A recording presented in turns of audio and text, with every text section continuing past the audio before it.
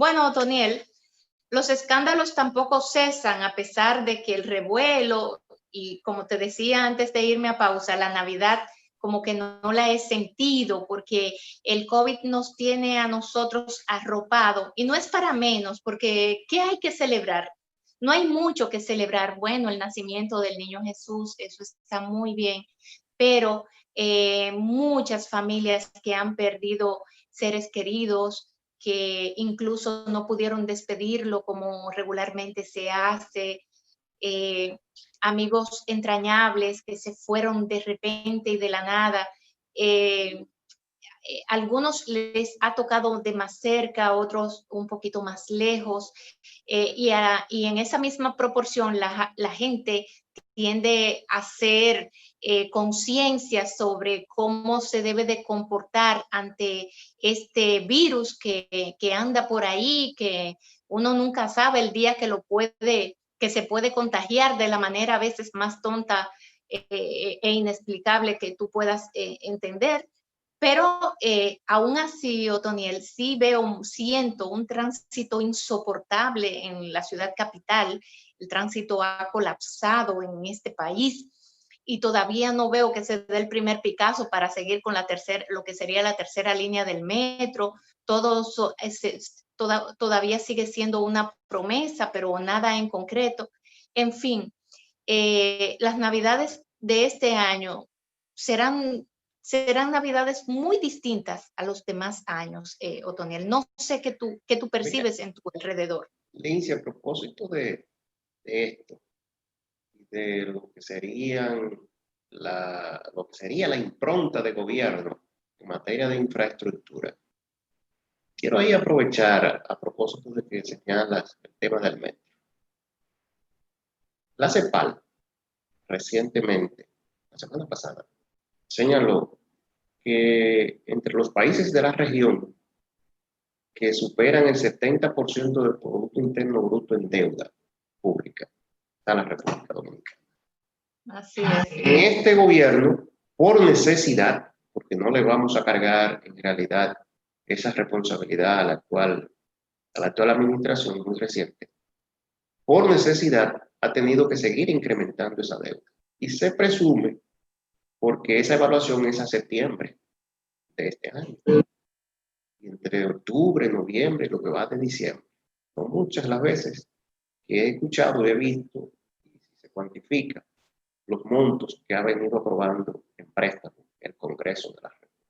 Bueno, ayer el Congreso aprobó 271 mil millones, si no me equivoco. Solo 270 millones, solo en esa partida. ¿Qué quiero significar con esto? Bueno, que el país tendrá que abocarse seriamente a discutir el tema de la deuda y cómo vamos a financiar el desarrollo y cómo vamos a financiar los programas sociales que ya hablábamos, que deben mantenerse. Esa es una realidad, estamos entrampados. ¿Por qué estamos tan entrampados? Bueno, porque irresponsablemente la administración anterior, en tiempos buenos, en tiempos de vacas gordas, en el dispendio, en la francachela, en todo lo que estamos viendo, se endeudó hasta más no poder, con precios bajos de petróleo, en fin, estabilidad mundial, que se había salido de la crisis global, pero aquí se continuó endeudándose para crear un sinnúmero de infraestructura, de gastos corrientes y demás, que ahora se hacen nada muy cercano a lo insostenible. Entonces, hay que ver de dónde el gobierno va a obtener recursos para emprender acciones, iniciativas de infraestructuras necesarias a lo largo y ancho de la República, incluyendo en el transporte. Mientras pensamos en esto, mientras el país se repiensa, como se ha dicho, entonces vemos la cotidianidad, como tú muy bien dices. Sigue la gente en las calles, sigue el caos en el tránsito, sigue la rutina y no se detiene. Y los gastos en fin, y no sabemos con qué vamos a pagar todas estas facturas cuando nos lleguen todas juntas, como han venido llegando.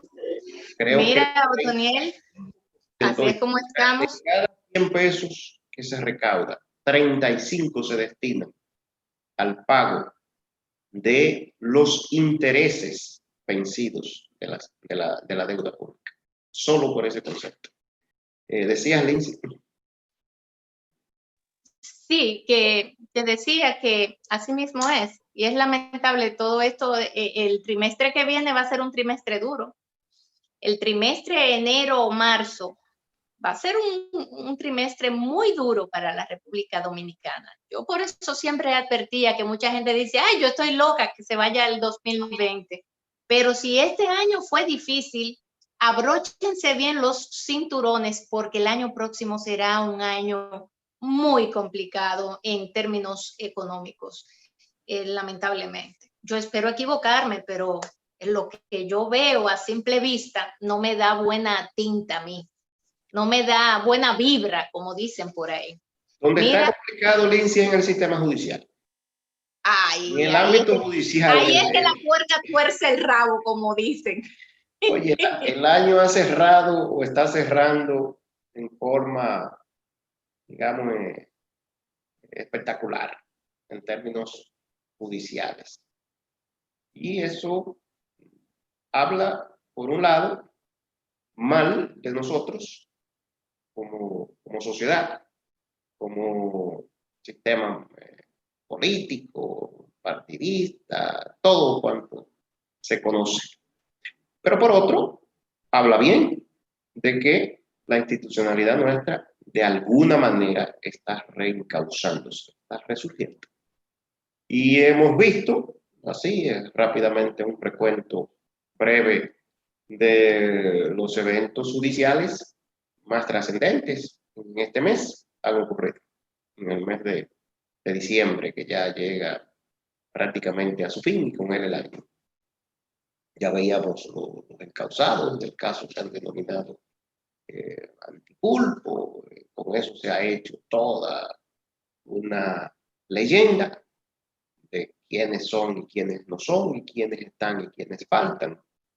Pero en adición a eso que ya el país conoce, ahora en el día de ayer también se debatía, por un lado, la decisión del Procurador General de la República anterior, del ex magistrado, el Procurador General de la República, en relación a que había dado fin a una investigación que involucra, entre otros, al presidente interino del PLD, a otros exfuncionarios vinculados incluso al actual gobierno, como el señor César Sánchez. Incluye nada más y nada menos que el presidente de la Cámara de Diputados. En esa, entonces, no sé cómo esto ahí van las cosas, pero vi que sí se aplazó.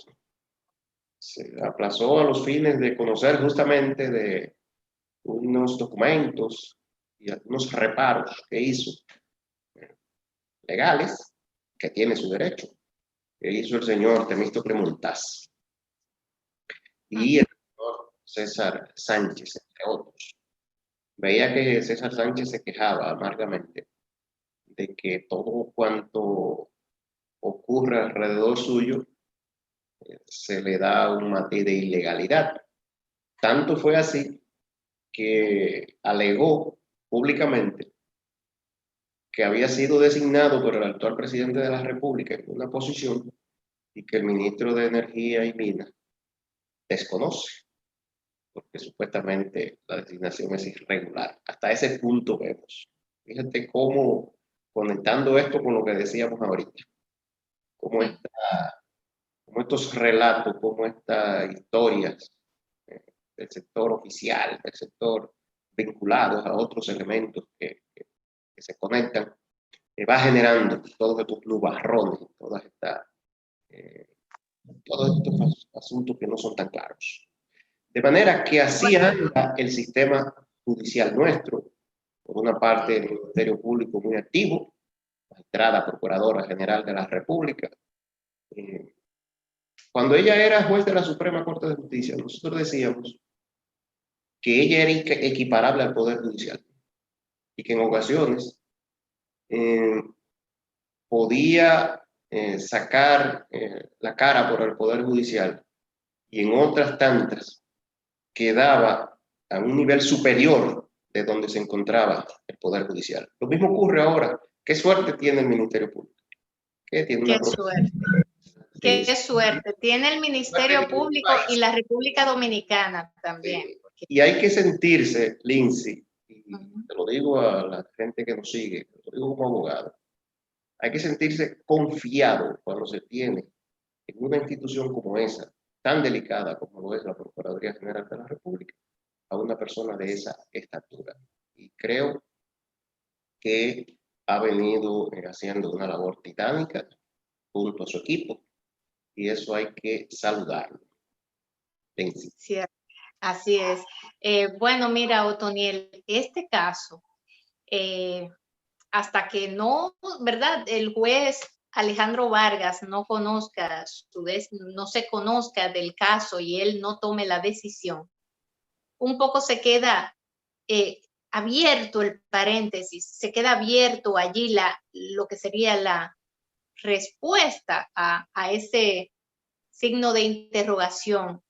Pero de manera particular pienso que hay muchas razones para que estas personas sean incluidas, porque en un primer momento estaban todos, o están todos los que están, o se van todos los que estaban, lo que están ahí. O sea, pero lo que se vio la vez pasada fue un grupo un grupo de privilegiados que el Ministerio Público de entonces, liderado por Jean Alain Rodríguez, le dio su santa gana de archivar de manera irregular, porque ya eso se sabe que fue de manera irregular, que él le dio la gana de archivar los expedientes de Temo y todo lo que ya tú has mencionado. Hay allí un grupo de personas que, como bien tú señalas, incluyen al propio presidente de la Cámara de Diputados, el amigo de este programa durante mucho tiempo, Alfredo Pacheco, nos visitaba con frecuencia, igual que César Sánchez y otros más, así como también gentes vinculadas al gobierno de Danilo Medina de ese entonces. Hay que ver qué es lo que va a pasar, pero es un caso que empezó desde un principio mal y que la propia doctora Miriam Germán había advertido, estaba mal fundamentado. Entonces, como no tenía sustento, estaba mal sustentado el caso, ¿qué iba a pasar? Que se iba a caer. Y lo dijo la doctora Miriam Germán. Ella dijo, miren, si este es el expediente, eso se cae. Lo dijo así, claro.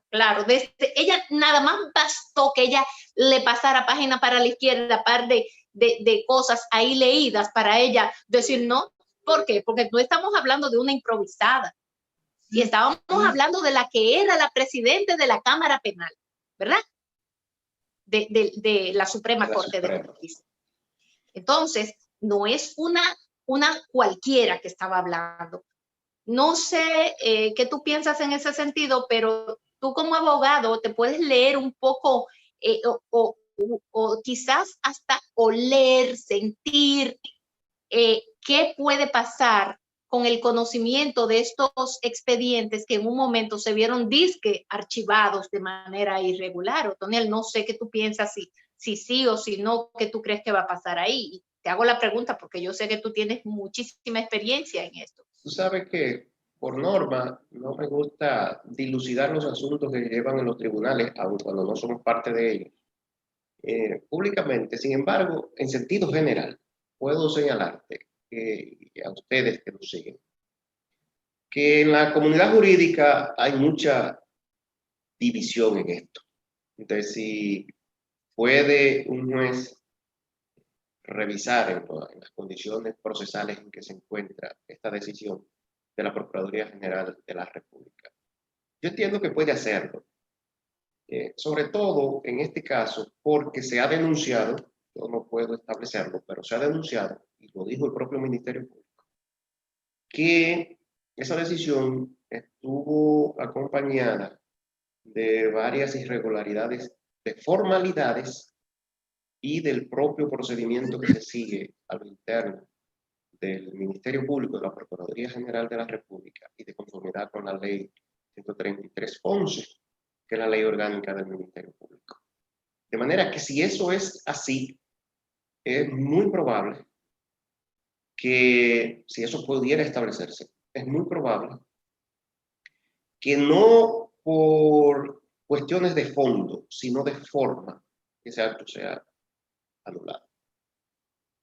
Si se anula porque se incurrió en inobservancias que violentan el procedimiento establecido en el Código Procesal Penal y las reglas fijadas por la propia ley que he citado, entonces pudiera venir una nulidad del acto que contiene un dictamen del Procurador General de la República y que pueda ser nuevamente examinado por la Procuraduría General de la República. Si por el contrario se cumplió, se hizo todo conforme al debido proceso, no tiene ninguna otra alternativa el juez que desestimar los reparos que se están haciendo, la objeción que ha hecho una organización sobre esta decisión del Ministerio Público, porque el Ministerio Público es único e indivisible. Y las decisiones que toma uno deben ser respetadas por el resto de los miembros, y una decisión que haya sido adoptada con anterioridad igualmente debe ser respetada a posterioridad, aun cuando incumbente en la Procuraduría General. Bueno, eso, tú lo que acabas de decir tiene mucha lógica, Otoniel. Si estás hablando, no te estoy escuchando en este momento. Se oye como muy lejos la voz, si me estás hablando. Sí. Ahora sí. Ahora sí. No. Volvió a cerrarse, Otoniel. Ve a ver si lo puedes retomar. A ver. Vamos a ver. Ahí. Vamos a hablar. Te oigo muy bajito. Eso se... Palabra. Ahora sí. Puedes continuar, Lindsay. Ok. Bueno, desde ese punto de vista que tú lo analizas, pues tienes toda la razón, porque hay algo que sí se debe de respetar. Aquí el tema de la seguridad jurídica es un tema serio. En otros aspectos, ¿no? Que afectan al ciudadano común, como fue el caso mío. Yo fui víctima de la suplantación de mi título, o sea, de la falsificación de un título de propiedad, y así con muchísimas cosas ocurren. Bueno, pero y si tú hablas de las decisiones de un juez, eso no se puede alterar bajo ningún concepto, aún se pueda ver como, bueno, o se puedan traer otros expedientes, pero esas decisiones, si se agotó el debido proceso, quedarán ahí. Ahora, me preocupa de que hay una desesperación del pueblo dominicano por querer ver justicia al precio que sea, o lo que muchos entienden que debe ser lo justo. Pero la justicia se lleva su tiempo, todo se tiene que tomar con mucho cuidado, analizarse, levantar pruebas, tener sustento de aquello con lo que se le acusa a un ciudadano, porque estamos hablando de que a ese ciudadano se le puede privar de su libertad, y por lo tanto el Ministerio Público tiene que sustentar con mucho fundamento cada expediente, cada acusación que se vaya a hacer. Pero de que hay casos de corrupción por todas partes. El último que ha salido ha sido el temita de las visitas sorpresas, Otoniel, porque se habla, y ahí sí hay dinero, porque mira, empezaron con los 6,000 millones de Alexis Medina. Siguieron con los 33,000 y pico de millones del sector eléctrico. Los pulpos eléctricos hay la mafia de no sé qué, en fin, le pusieron su nombre de una vez, lo que sé yo qué, asiático. Y ahora viene la de las visitas sorpresa con 55,000 millones de pesos. Explotó lo de una panadería que ya se vio por las redes sociales. Y este es otro caso que hay que investigar con mucha profundidad porque se venían haciendo desde hace mucho tiempo muchas denuncias con el temita de las visitas sorpresas, que de sorpresa, la única sorpresa que tú te llevabas eran los supuestos millones que se dejaban en cada visita sorpresa, pero que al final como que no aparecían, pero salían del Estado, pero no llegaban a las manos que tenían que llegar. O por lo menos para lo que se iban a destinar estos recursos, nunca aparecía. La tal panadería que se iba a hacer con 18 millones de pesos, imagínate tú, nunca apareció la panadería. Pero multiplica eso por muchísimas visitas sorpresas para que tú calcules allí y veas allí cuántos miles de millones fueron los que se desaparecieron del Estado, que lo dimos nosotros, todos los contribuyentes, pero que no se saben dónde fueron a parar, ni qué impacto económico pudo generar en toda una sociedad, Otoniel.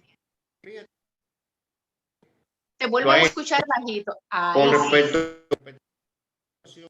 a fundadas, no sé qué pasa con tu micrófono. Hay que tener un sentido, de justicia con esto y de objetividad. No creo, ni en ese caso, ni en esos casos, ni en el pasado, ni lo que pueda darse ahora, que en el manejo de una suma X, por ejemplo, 18,000 millones de ventas en las EDES. Bueno, esas operaciones abarcan 18,000 millones, pero no necesariamente implica que hay un desvío, que hay una malversación de toda la suma. Podrá haber dispendio, podrá haber distracción, podrá haber malversación, peculado, en fin, con respecto a una proporción de esa suma. Igual ocurre con las visitas sorpresa. Tú das una cifra. Esas visitas sorpresa, que a mi juicio eran una distorsión de la institucionalidad, porque eso debía hacerlo Agricultura, Banco Agrícola, el FEDA, pero no, todo se hacía desde el yo que gobernaba.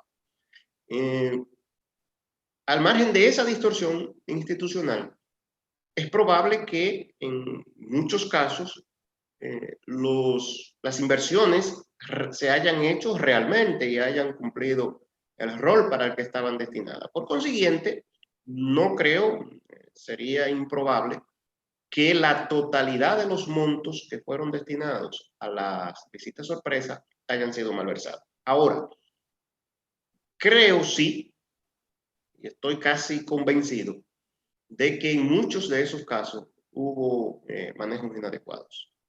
Y hay una legítima sospecha de que así sea, porque uno de los individuos que estaba al frente de estos programas, además del expresidente Danilo Medina, era el ministro administrativo de la presidencia, cuyo accionar ha estado muy vinculado al sector agroindustrial. Y las visitas sorpresas y los negocios que ella envuelven o envolvieron estaban muy relacionadas con ese sector agroindustrial y de exportaciones. Hay que ver quiénes son los exportadores, qué negocios hay detrás de eso. Ahí es donde, a mi juicio, debe y puede haber mayor dispendio, mayor aprovechamiento, porque el exministro administrativo de la presidencia, eso no es un secreto, nunca fue un dirigente político, nunca fue un funcionario preocupado realmente por los mejores destinos de este país. No, él estaba muy preocupado por sus negocios. Esa es la realidad. Y como estaba tan preocupado por los negocios y él era el mandamás en esos aspectos ahí de las visitas sorpresas y los negocios relacionados con el sector que he mencionado, de la agroindustria, aquellas importaciones, los permisos de importación, unas famosas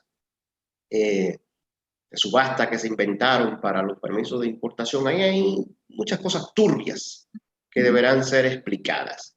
Y yo creo que más que al expresidente, donde debe es en el ámbito de la administración propiamente, que estaba a cargo del ministro administrativo y de otros incumbentes, pero sobre todo del exministro administrativo de la presidencia. Por ahí deben andar las cosas. Es lo que pienso, es lo que creo, no es mi deseo, es lo que uno percibe y lo que la experiencia me indica.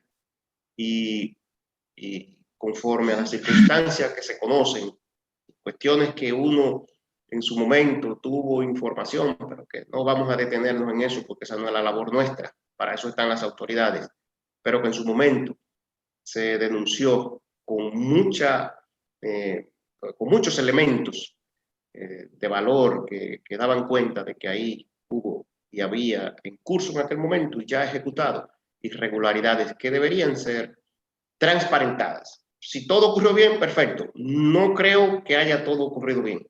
Creo, insisto, que ahí hay algunas situaciones que tendrán que explicarse y tendrá que explicarlas. Muchas situaciones, así es. Bueno, el tiempo ya se nos agotó, Otoniel, pero efectivamente muchas explicaciones que dar sobre el uso de estos recursos.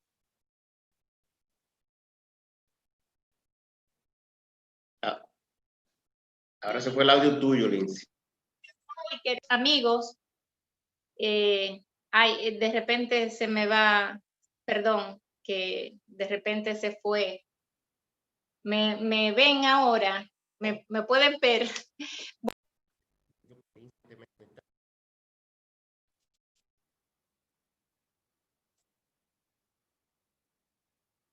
¿Tú me escuchas, Otoniel?